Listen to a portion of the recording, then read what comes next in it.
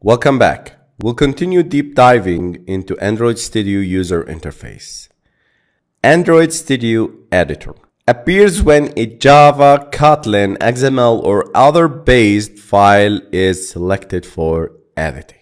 The Document tabs appears when a Java, Kotlin, XML, or other based file is selected for editing. The Editor Gutter area used by the editor to display informational icons and controls. Code Structure Location displays the current position of the cursor as it relates to the overall structure of the code.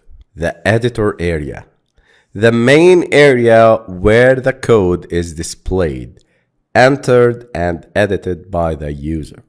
The Validation and Marker sidebar. When you're typing code, the editor is analyzing the code to check for warnings and syntax errors.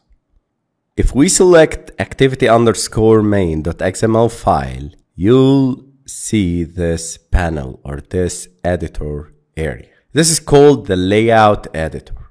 With Android Studio Layout Editor, we can build layouts by dragging components onto the screen instead of writing the layout XML by hand.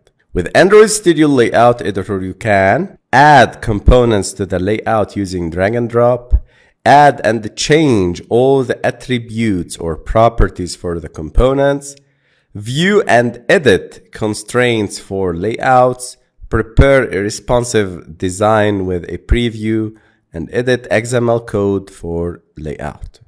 The Palette provides a list of components and layouts that you can drag into your layout in the editor. Here you find buttons, text views, spinners, image views, and etc. The Component Tree shows the view hierarchy for your layout. Click any item here to see it selected in the editor. The component tree is important when you have some nested components. Toolbar provides buttons to configure your layout design in the editor and helps you change some layout attributes. You can also find alignment and connection tools. Design and code editors. You can create layouts using the design editor or the code editor XML or the split mode, both XML and the design editor. The design editor displays your layout in a combination of the design and blueprint views, exactly like this screen. And the code editor, in the text editor, you can define the visual aspects of components with the XML code. So for example, you can drag and drop text view with the design editor, or you can define it in the XML with the codes. Attributes. Attributes are properties for components in your layout.